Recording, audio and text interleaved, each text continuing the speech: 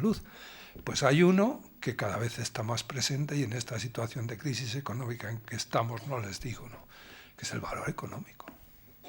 El dinero es un valor y es un valor muy importante.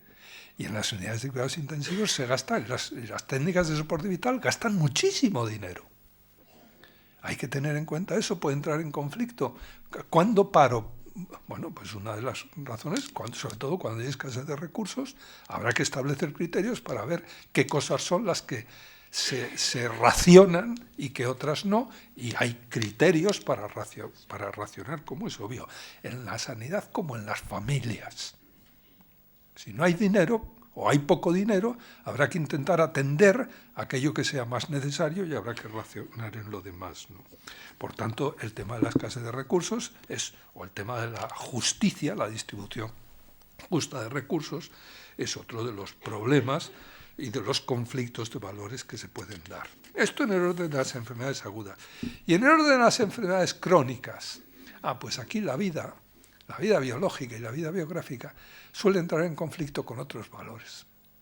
Por ejemplo, en la cultura burguesa, que es en la que estamos, otra cosa es en la Edad Media, por ahí, que eran distintos, porque las sociedades van evolucionando. Y lo que llamamos evolución de la sociedad es evolución en valores, no solo en hechos, en valores.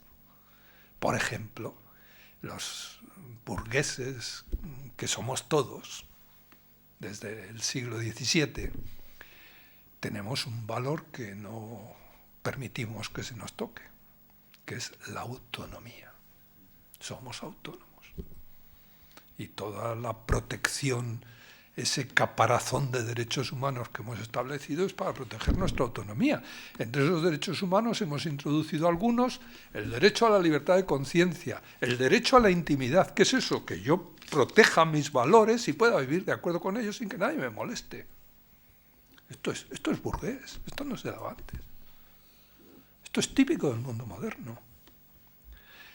En el mundo moderno, ¿la vida podía entrar en conflicto? Sí, entraba en conflicto con la religión, y entonces eras un mártir, confesabas que eras cristiano, pues te llevaban al foro romano y los leones te comían. Había conflictos de vida con otros valores, la religión, la patria. Hoy por la patria da muy poca gente la vida, o está dispuesta a dar muy poca gente la vida. Y por la religión, pues no sé. Yo te lo pregunto a ti, tú sabrás, José María, si la gente está dispuesta a dar la vida por la religión o no. Mártires hay pocos, o yo veo pocos. Y héroes, en el sentido político, tampoco. Eso eran conflictos tradicionales. Las sociedades burguesas tienen sus propios conflictos de valores que son distintos de los conflictos tradicionales. Ahora la vida puede entrar en conflicto ¿con qué? Con mi libertad. La libertad es otro valor en alza. La autonomía es un valor en alza. La dignidad. Por ejemplo, un fenómeno que se presenta cada vez más en los hospitales y fuera de los hospitales, ¿no? Las personas mayores pues se autocuidan, se asean, son autónomas y valoran mucho su autonomía. Cuando una persona mayor o una persona enferma tiene que depender de otra persona para las cosas más elementales, para las actividades más básicas de la vida diaria, se considera tremendamente humillado. Es una humillación. Es una humillación que el hombre culto y burgués siente mucho más que el hombre de otros tiempos. Es cultural, ¿no? Y hay gente que prefiere morir a estar humillado continuamente, dependiendo de otra persona para ir al baño, para ducharse. Pues no, pues mire usted, yo así no. Esto es típicamente moderno. ¿Y esto en qué se expresa en medicina? Pues se expresa en un conjunto de documentos que ha habido que introducir. Consentimiento informado, voluntades previas, documento de voluntades anticipadas, lo que ahora empieza a llamarse planificación anticipada de la atención, etcétera. Un conjunto de... ¿Para qué? Mire usted, yo cuando las cosas lleguen a tal grado y sea tan dependiente, lo considero tan humillante que no quiero. Y esto, pues se dice, esto es típico. Esto en una unidad de cuidados intensivos es muy difícil, porque la gente está en una situación muy comprometida y muy drogada, si ustedes quieren, pero en las enfermedades crónicas, continuamente, ¿no? Y hay otra cosa, y es que esto, por ejemplo, la bioética norteamericana ha insistido mucho en ello, y hay un apóstol de esto que voy a decir, que se llama Daniel Callahan, un hombre que vive y que es uno de los pioneros de la bioética, ¿no? Daniel Callahan, que encima es un hombre que tiene 80 y tantos años y por tanto le toca a él lo que ha dicho, es decir, lo va a tener que aplicar en su propia vida, ha dicho que, en fin, cuando uno llega a una edad respetable, cuando ha acabado, cuando ha puesto fin a lo que llama él el lifespan, que, ¿cómo podríamos traducir esto? Pues el proyecto vital, la vida biográfica. Sería razonable que renunciara a procedimientos extraordinarios y que dijera, no, yo todo esto de las técnicas de soporte vital, ese dinero, que es lo que más gasta, saben ustedes que los seres humanos cuando gastamos más dinero es al final, en los 3 últimos años. Y de los 3 últimos años, cuando gastamos más dinero es en los 3 últimos meses. Bueno, pues yo eso, que no quiero gastarlo, hago una objeción, ahora se hacen este tipo de objeciones, objeción a gastar ese dinero y que se aplique para investigación de estas enfermedades que ciegan la vida de personas jóvenes que no les permiten llegar a terminar su lifespan, su proyecto vital. Fíjense qué bonito. Y esto se está dando, esto es típico de personas cultas, personas ilustradas y personas con una conciencia ética pues muy, muy afinada, ¿no? Aquí tienen unos cuantos conflictos de valores que son distintos y que son típicos de nuestra cultura y de nuestra situación occidental. 2 palabritas y voy a acabar rápido. Porque si hemos visto unos cuantos hechos, luego hemos visto problemas, hemos elegido unos problemas y hemos identificado los conflictos de valores de esos problemas, ahora lo que tenemos que ver es las salidas. Es decir, ahora sí llegamos a la tercera parte, que es qué se debe hacer o cómo resolver esos conflictos, de tal manera que la resolución que hagamos podamos, considerarla razonable, prudente, sabia, responsable, correcta. Este sería el tema, ¿no? Bueno, pues vamos a hacerlo muy brevemente, ¿no? Vamos a ir primero al tema de los conflictos típicos de las enfermedades agudas, por tanto, el conflicto entre vida y esos otros criterios, el de no maleficencia, el de utilidad o futilidad, el económico, etc. Decíamos que todo esto se concentra en un tema, que es la limitación del esfuerzo terapéutico. Y por tanto, lo que tenemos que ver en ese conflicto es qué salidas tiene el conflicto, qué vías de solución tiene el conflicto. Si un conflicto no tiene vías de solución, no tenemos nada que discutir. Hay conflictos que no tienen vías de solución, hay valores que se pierden, hay terremotos en los que muere la gente y no tenemos nada que discutir. Siempre que se pierde un valor, estamos perdiendo valor. Y por tanto, eso lo llamamos todos una tragedia. Y hay tragedias, y las va a seguir habiendo. Las tragedias no son problemas morales. ¿Por qué? Porque el problema moral solo existe cuando hay un conflicto de valores que podemos manejar. Si no lo podemos manejar, lo único que podemos es pues sentirlo, sentir porque hemos perdido un valor, la vida, ha habido un terremoto, ha habido se ha perdido tal valor, ha habido un incendio en el Museo del Prado, se ha perdido, ¡qué tragedia! No podemos decir más. Tiene que haber salidas, y entonces sí tenemos obligación de ver cuál es la salida óptima. En el orden de las enfermedades agudas y por tanto de la limitación del esfuerzo terapéutico, ¿cuáles son las salidas o los cursos de acción? Hombre, pues lo que se ve siempre más fácilmente, mis alumnos lo saben por activa y por pasiva, son los cursos extremos de acción. Los seres humanos somos de una vagancia intelectual soberbia y todos los cursos de acción tendemos a reducirlos a 2 y además opuestos, antitéticos. Esto o es blanco o es negro y toda la gama de grises nos la comemos. Entonces, Limitación del esfuerzo terapéutico, cursos extremos. Pues donde hay vida hay esperanza y por tanto todos los recursos y todos los medios de soporte vital hasta que fallezca. Y si le duele, pues que se aguante.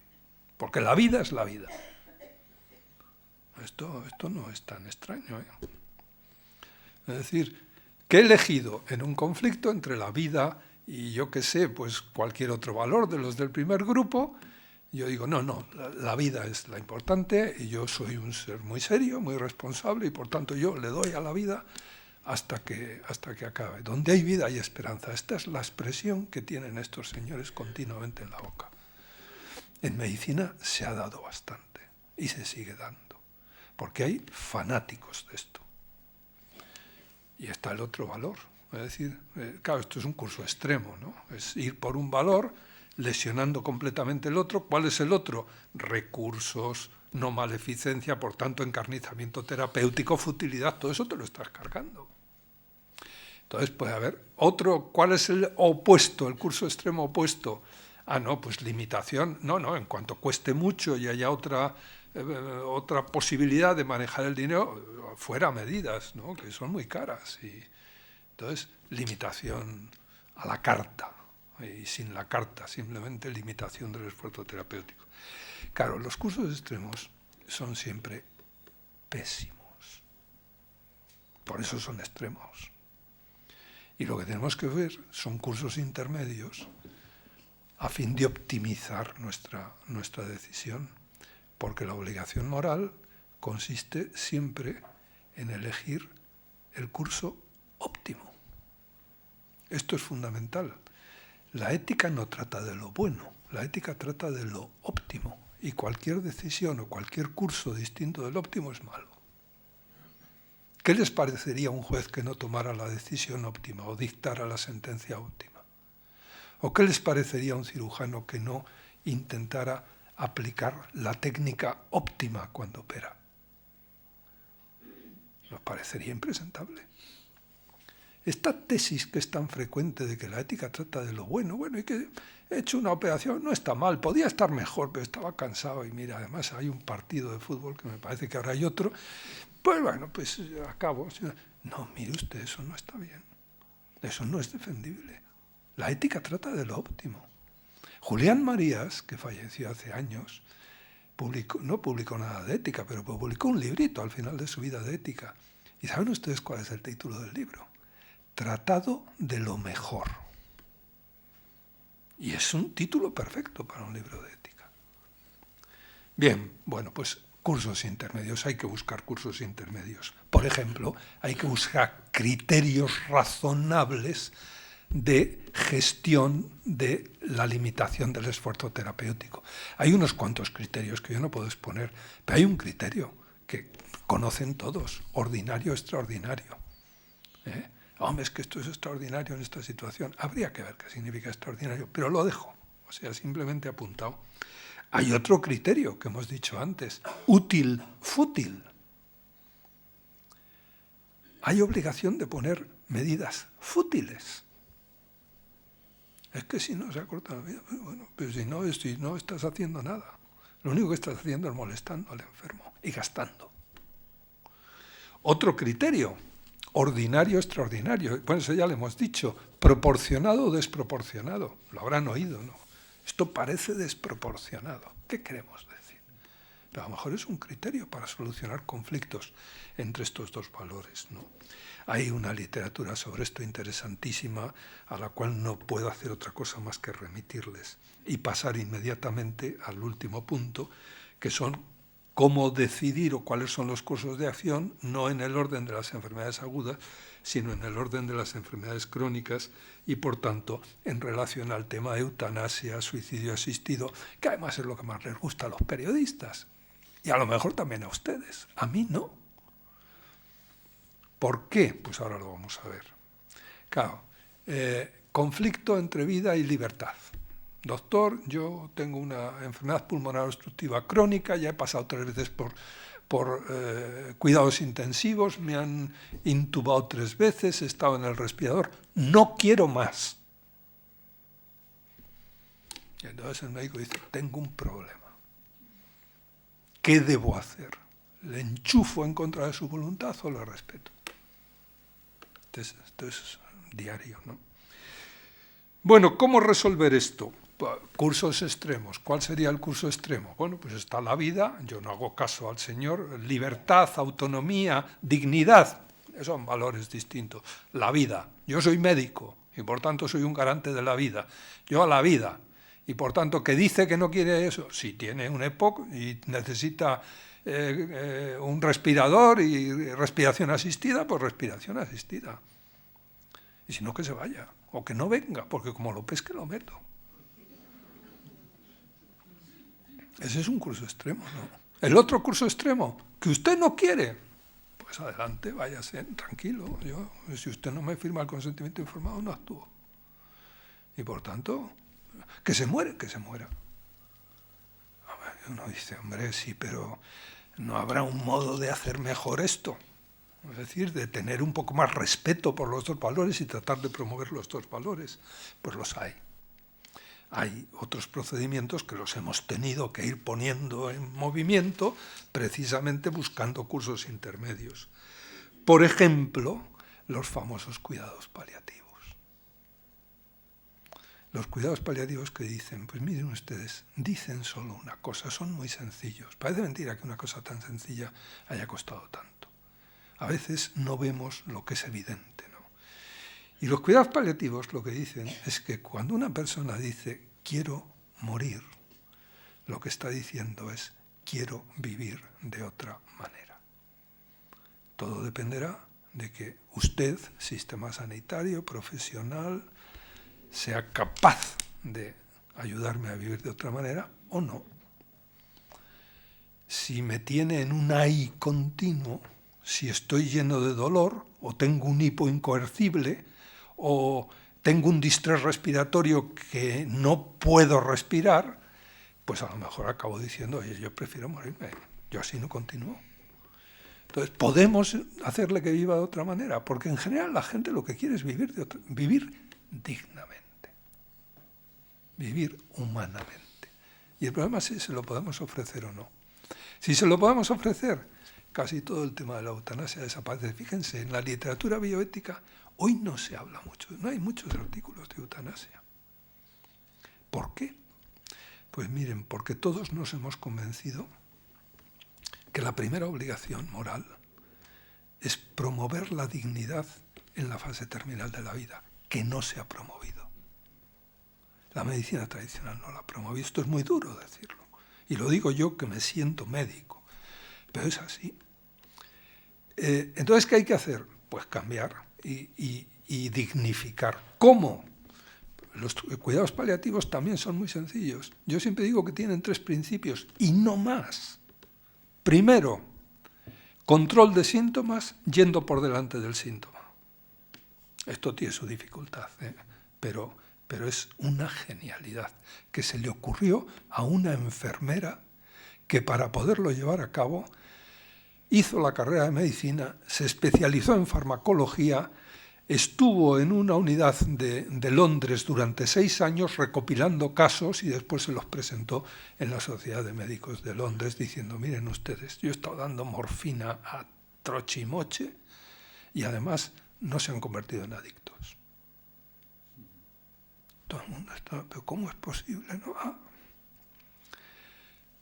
Control el primero, el síntoma dolor, que es el que estamos hablando. Control de síntomas, de todos los síntomas yendo por delante del síntoma. Segundo, comunicación abierta. La cercanía de la muerte siempre genera angustia en todo el que está alrededor. Siempre y necesariamente. La angustia es un sentimiento inconsciente. No es un problema de corteza, no nos damos cuenta. Pero la angustia inconscientemente dispara una cosa que describió Freud, que se llaman los mecanismos de defensa del yo. El psiquismo, el yo, se protege contra la angustia como nosotros nos protegemos cuando vemos que nos van a dar una pedrada. Intentamos evitarlo. Y el psiquismo intenta evitar la angustia. ¿Cómo? Pues hay muchos mecanismos de defensa, pero hay uno que es elemental. Es poner pies en polvorosa. Salir corriendo. ¿De qué? De la fuente de la angustia. Entonces, ¿qué voy a hacer cuando voy a visitar al enfermo que está muy malito y tal? Pues a ser posible estar poco tiempo y además hablar poco y no dejarle que hable a él. Porque me puede decir cosas que... Bueno, pues, ¿cuál es la táctica de los paliativos? Comunicación abierta. La línea tiene que estar siempre abierta. Y el enfermo tiene que poder... Y si no, yo no le puedo ayudar. Yo no sé manejar esa situación y entonces, pues, me tendrán que enseñar, porque hay técnicas. Para todo hay técnicas, y para esto hay técnicas. Y la psicoterapia, el psicoanálisis, la terapia de ayuda, ha enseñado muchas técnicas para esto, ¿no? El counseling, muchas, ¿no? Primero, control de síntomas yendo por delante del síntoma. Segundo, comunicación abierta, que es muy difícil. Y tercero, apoyo emocional. Y si se hacen bien estas tres cosas, se dignifica la vida. ¿Y qué sucede? Todo esto son cursos intermedios. ¿Y qué sucede? Pues que cuando esto se hace bien, las peticiones de eutanasia no desaparecen, pero disminuyen exponencialmente. De tal manera que quedan reducidas a lo que debe quedar reducida la eutanasia en una sociedad que maneje bien las situaciones terminales. Y es a una situación excepcional, en situaciones muy excepcionales. Lo ideal en una sociedad, para mí, claro, no todo el mundo tiene que estar de acuerdo, es la sociedad que considere que la eutanasia es correcta legalmente, pero que sea tan buena en el manejo de las situaciones terminales que nunca haga falta aplicarla. Esa sería la sociedad ideal. Que tenga la calidad de manejo de esas situaciones que haga que la gente no necesite llegar a esa situación. Lo que no podemos es tratar indignamente a los enfermos terminales y luego ofrecerles la puerta de la eutanasia, porque eso pues es pura hipocresía, eso es actuar hipócritamente. Bueno, aquí acabo, muchas gracias. Espero que esto les haya podido servir para algo. Como verán, es un mundo fascinante y además es un mundo que es importante para los profesionales y para todo ser humano.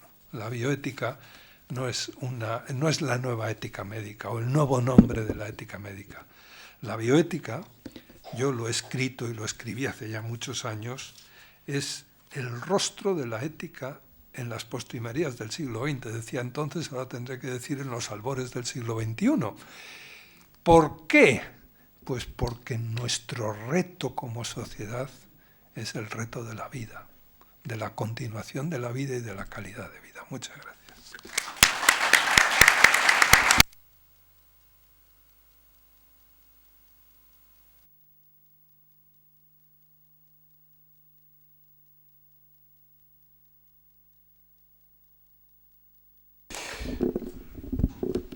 Muchas gracias, Diego. Hemos recibido tanta información y tanta reflexión para...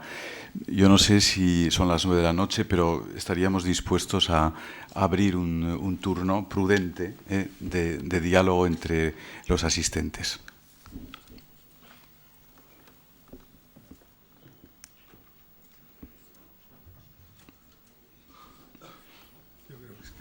Ya está. Bueno, pues quedamos con las reflexiones y muchas gracias a todos. Eskerrik asko y hasta la próxima. Gracias.